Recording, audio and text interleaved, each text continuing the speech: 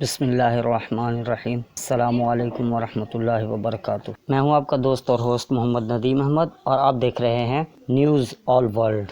سب سے پہلے news update, تفصیل شام 6 بجے۔ سعودی عرب سے بہت بڑی خوشخبری آئی ہے کہ 4 اکتوبر سے مرحلہ وار عمرہ بحال کیا جائے گا، اور یہ مرحلے کچھ اس طرح ہیں۔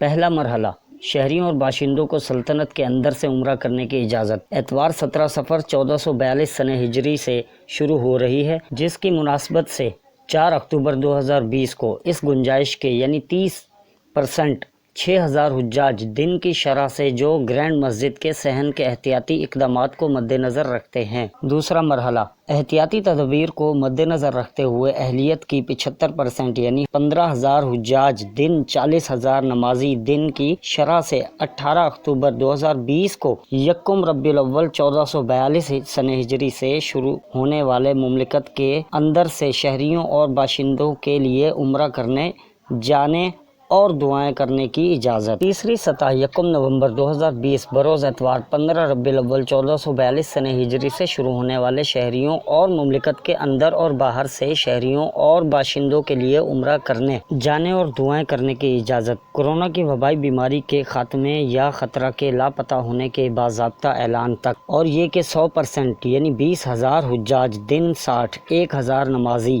دن۔ عمرہ کھولنے کے یہ مرحلے آپ کی سمجھ میں آ گئے ہوں گے۔ اب آپ کو شام 6 بجے کی نیوز میں اس کی تفصیل سنائی جائے گی۔